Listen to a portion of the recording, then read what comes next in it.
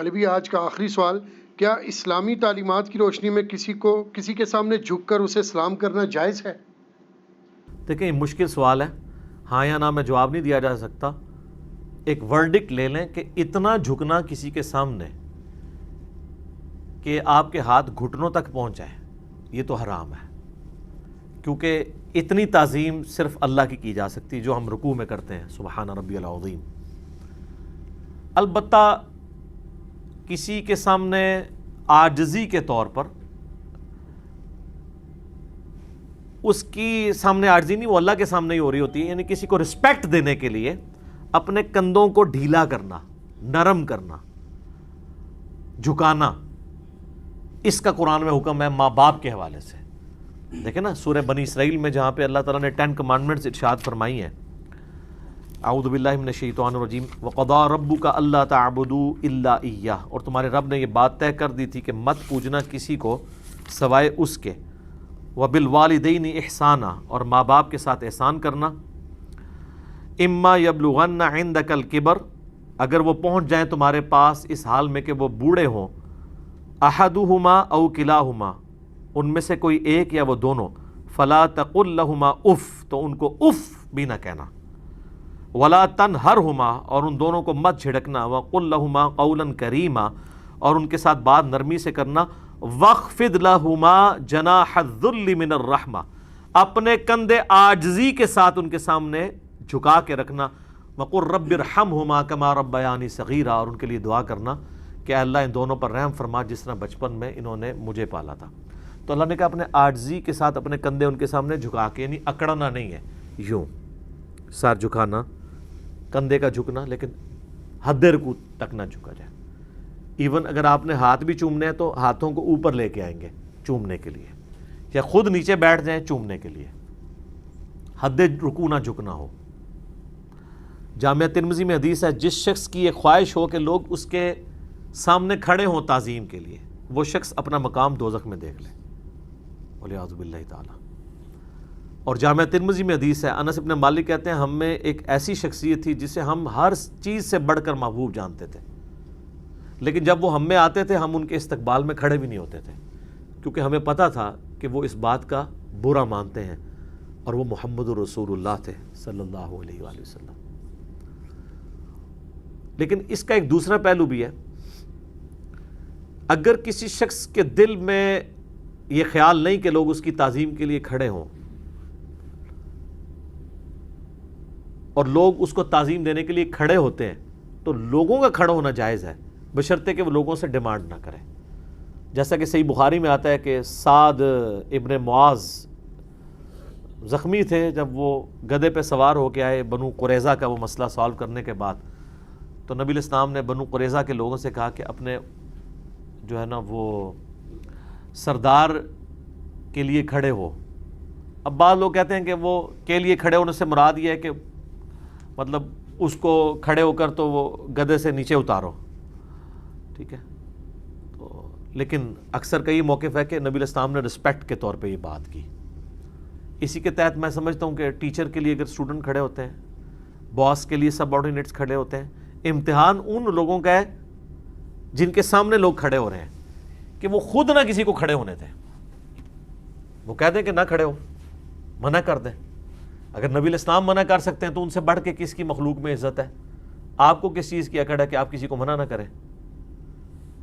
مجھے ڈاکٹر ذاکر نائک کا یاد آیا، وہ کہتے ہیں میں ایک ایئرپورٹ پہ اترا تو وہاں پہ کوئی ایک ایجڈ خاتون تھی، ہندو نا، تو ہندوؤں کی تو آپ پتہ ہے وہ رسپیکٹ میں وہ جا کے پاؤں کو بھی ہاتھ لگا لیتے ہیں، تو ڈاکٹر ذاکر نائک کو وہ دور سے کہتی ہے کہ آپ تو بھگوان ہیں، وہ تو یعنی کسی کی جب تعریف کرنی ہوتی ہے تو کہتے ہیں بھگوان ہو، تو اس سے مراد وہ اللہ نہیں لے رہے ہوتے، یعنی وہ کہ اللہ کے صفات کا مظہر ہو۔ ظاہر ہے کہ ڈاکٹر ذاکر نائک کی بہت بڑی کنٹریبیوشن ہے اس حوالے سے کہ انہوں نے ہندوازم میں بھی کافی حد تک جو غلط چیزیں تھیں ان کے سامنے ایکسپوز کی، اور ان کی تعلیمات جو توحید پر مبنی تھی ان کے اوپر اشکار کی، سملیرٹیز بٹوین ہندوازم اینڈ اسلام۔ تو ڈاکٹر ذاکر نائک کہتے ہیں میں نے اس کو منع کیا، یار مجھے کیوں مروانے لگی ہے یہ؟ میں نے کہا کہ بی بی اللہ کے سوا کسی کے سامنے نہیں جھک سکتے۔ میں سوچ رہا تھا کہ یار یہاں تو پیروں کے سامنے مسلمان جھکتے ہیں تو وہ خوش ہوتے ہیں. اب ایک ہندو آ کے کسی پیر کے آگے گر جائے تو وہ تو پیر کو تو رات کو خوشی سے نیند نہیں آئے گی کہ جناب میں نے اس کو اپنے سامنے گرا لیا ہے, چونکہ اس پیر کو تو اللہ کا تعارف نہیں ہے. تو جس کو اللہ کا تعارف ہے اور جسے پتا ہے کہ میں ایک گندے قطرے کی پیداوار ہوں, تو میری تو کوئی حیثیت ہی نہیں ہے, تو وہ اللہ کی شناخت ہوتے ہوئے وہ اپنے اندر یہ اکڑ لا سکتا ہے کہ وہ اپنے سامنے لوگوں کو جھکانا شروع کر دے. یہ اسی لیے لوگوں کے اندر یہ تکبر آتا ہے اور لوگوں کو جھکنے پہ مجبور کیا جاتا ہے کہ وہ اصل میں اللہ کی شناخت سے آ رہی ہوتے ہیں. یہاں پہ آپ دیکھ لیں کئی ایک یوٹیوب پر ویڈیوز نہیں آپ نے دیکھی ہیں, سیدھے آ کے پیروں کے قدموں میں گرتے ہیں, ٹھیک ہے نا جی, جا کے پاؤں کو بوسہ دیتے ہیں, پھر ماتھا بھی رکھ دیتے ہیں. اچھا وہ یہاں پہ لوگ کہہ رہے ہوتے ہیں دیکھیں نہیں جی صرف بوسہ دیا ہے ماتھا نہیں لگایا. سر اسلام میں ٹو باؤ ڈاؤن کسی کے سامنے بھی یہ حرام ہے, یہ سجدہ ہی ہے جی. صحیح بخاری اٹھا کے دیکھیں, جب سواری پہ نبی علیہ السلام قرآن پڑھ رہے ہوتے تھے تو سر کے اشارے کے ساتھ سجدہ تلاوت کرتے تھے. اس میں یہ نہیں تھا کہ آپ سر جا کے کوہان پہ لگا دیتے تھے. کسی کے سامنے جو ہے وہ حد رکوع جھکنا, یہ صرف اللہ تعالیٰ کا پروٹوکول ہے. تو اگر کوئی شخص کسی کے پاؤں چومنے کے لیے اس کے سامنے یوں جھکا ہے, چاہے اس نے ماتھا نہیں بھی لگایا, باقی اس نے وہ کہتے ہیں دیکھیں ماتھا نہیں لگا تو جب تک 7 عذاب پورے نہیں ہوں گے, آپ کے پورا کرنے والے بھی قبروں پہ ہزاروں لوگ ہیں, جائیں ان کو تو منع کریں نا. To cut the story short, وہ 7 پورے بھی کر رہے ہیں. میرے بھائی جب آپ کسی کے سامنے جھک گئے نا, چاہے آپ نے ماتھا لگایا یا نہ لگایا, بوسہ لیا یا نہیں لیا, رکوع سے آگے جیسے آپ گئے ہیں یا رکوع کے فارم میں بھی چلے گئے ہیں, تو آپ نے اس کو عبادت کا ایک پوسچر جو صرف اللہ کا پروٹوکول تھا, کیونکہ یہ عاجزی والا پوسچر ہے.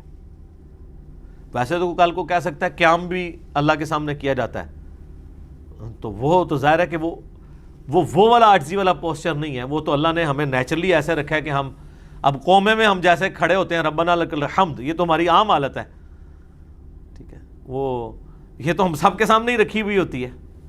ہاں لیکن آپ کسی کے سامنے آپ یوں ہاتھ باندھ کے کھڑے ہو جاتے ہیں نماز والے پوسچر میں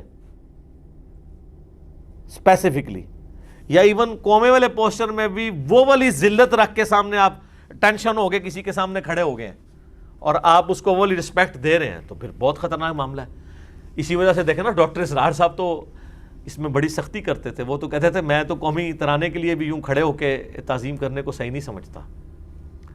ان کا جو پوائنٹ آف ویو تھا اپنی پرہیزگاری کے پوائنٹ آف ویو سے وہ بالکل ٹھیک تھا. لیکن ہمارا پوائنٹ آف ویو یہ ہے کہ اگر آپ غیر اللہ کے سامنے اس طرح کھڑے ہو رہے ہیں اور وہ آپ سے تعظیم نہیں کروا رہا اور آپ کے ذہن میں کوئی اس طرح کی تعظیم والا معاملہ نہیں ہے, تو اس پہ شرعی فتویٰ نہیں لگے گا. بچنے میں پھر بھی بہتری ہوگی. رہا رکوع یا رکوع والی شکل بنانا یا سجدے کی طرف جھکنا یا سجدے کے قریب قریب پہنچنا, تو یہ تو سر ہے ہی نہیں نا کسی اور کے لیے, یہ تو ہے ہی صرف اللہ کے لیے. اس کے لیے کوئی شرعی عذر بھی نہیں ہو سکتا. تو یہ سارے کے سارے پوسچرز غیر اللہ کے سامنے بنانا قطعاً حرام ہے اور اس میں کوئی گنجائش نہیں ہے. کسی کو برا لگے کسی کو اچھا لگے, یہ مسلمانی کا پتہ ہی اس وقت چلتا ہے. آپ نے دیکھا ہے کہ یہ بڑے بڑے علماء جو آپ کو قرآن و حدیث کی تعلیمات دے رہے ہوتے ہیں اور آپ ان کی عزت کیوں کر رہے ہوتے ہیں؟ کسی بھی عالم کی یا بزرگ کی آپ عزت کس لیے کرتے ہیں؟ کہ یہ اللہ والا ہے, اسی لیے نا. تو اگر وہ خود اللہ بننے کی کوشش کرے تو اس کی عزت کرنی چاہیے, تو یہ کرتے ہیں. آپ دیکھ لیں تلاوت ہو رہی ہوتی ہے, نعت ہو رہی ہوتی ہے, اس دوران پیر صاحب انٹری مارتے ہیں, سپیکر پکڑ کے ایک بندہ ان کے نعرے مارتا ہے, باقی لوگ استقبال میں کھڑے ہوتے ہیں. وہ اللہ سے زیادہ رسول اللہ سے زیادہ عزت اس شخص کو دے رہے ہوتے ہیں. چاٹنا اس بندے کو. اب کوئی یہ بھی کہہ سکتا ہے کہ انہوں نے تو نہیں کہا, لوگ خود کرتے ہیں, حالانکہ ان کے چھوڑے ہوئے کارندے ہوتے ہیں وہ. لیکن میں کہتا ہوں جی ان کو نہیں پتا, تو یہ تو کر سکتے ہیں نا کہ اس بندے کو کہ بیٹھ جا, اور پھر سپیکر لے کے کہیں کہ یہ جو کچھ تم لوگوں نے حرکت کی ہے فوراً توبہ کرو. تم نے اللہ رسول کے نام کے دوران میرے لیے کھڑے ہو کے نعرے لگائے ہیں, سب پہ توبہ واجب ہے. اور پھر اجتماعی توبہ کرائیں, جس طرح اجتماعی بیعتیں لے رہے ہوتے ہیں چندے بٹورنے کے لیے, اجتماعی توبہ کروائیں. کہیں ہوتے دیکھا آپ نے یہ؟ یہ اس سسٹم کا مزہ لے رہے ہوتے ہیں.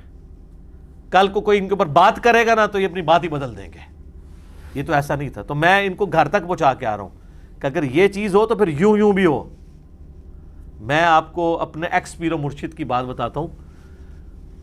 جب وہ یعنی دنیا کی شہرت کی ہوا نہیں لگی تھی انہیں, یہ باپا جانی الیاس قادری صاحب دعوت اسلامی کے, میں نے وہ آڈیو ریکارڈنگ سنی ہوئی ہیں. میں ان اجتماعات میں خود گیا ہوا ہوں. پہلے تو ان کی کیسٹ آتی تھی نا, ویڈیو بنانے کو یہ حرام سمجھتے تھے. پچھلی صدی کی بات کر رہا ہوں میں, 21ویں صدی ہے, 20ویں صدی کی, 90s کی, 1981 میں انہوں نے بنائی ہے نا. اگر کوئی شخص بھولے سے بھی آڈینس میں سے نعرہ لگاتا تھا نا الیاس قادری زندہ باد, سپیکر میں نہیں سر, آڈینس میں, جس کی آواز صرف چند لوگوں نے سنی ہوتی تھی, باقی ہزاروں کے مجمع نے نہیں سنی, تو الیاس قادری صاحب سپیکر پکڑ کہتے تھے الیاس قادری مرد آباد. وہ کہتے تھے زندہ باد تو صرف اللہ ہے, میں نے تو مردہ ہو جانا ہے. حتیٰ کہ انہوں نے اپنے گھر کا نام رکھا ہوا ہے بیت الفنا, آج بھی نام وہی ہے, فنا ہو جانے والا گھر. اپنے گھر کا نام انہوں نے بیت الفنا رکھا ہوا ہے, لیکن آج وہی الیاس قادری صاحب ہیں. میڈیا کی ہوا لگی ہے, ان کے ساتھ بیٹھ کے زمین و آسمان کی کلامیں لوگ ان کے بارے میں ملاتے ہیں. اتنے ناگہانی قسم کے, طوفانی قسم کے واقعات ان کے بارے میں بتاتے ہیں کہ جو کرامات آپ نے پرانے بزرگوں کے بارے میں سوچی بھی نہیں ہوں گی, اور وہ بیٹھ کے سنتے رہتے ہیں ان کی بیعت کی ترغیب دلانے کے لیے. اور پبلکلی وہ کھانا کھانے کے بعد اپنے منہ کی ہڈیاں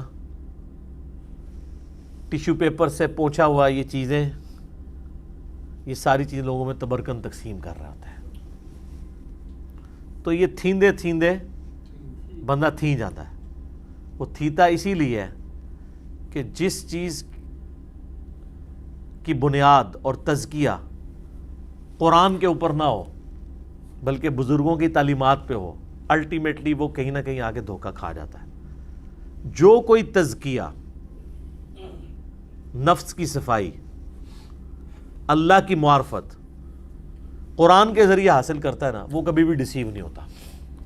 یہ فرق ہے, کیونکہ قرآن انسان کی کمر توڑ دیتا ہے, اس کا تکبر توڑ کے رکھ دیتا ہے. وہ کبھی اپنی عبادت کروانے کا سوچ نہیں سکتا. اور آپ اگر کہیں کہ ان لوگوں نے قرآن پڑھا ہوا ہے, انہوں نے کہاں قرآن پڑھا ہوا ہے میرے بھائی.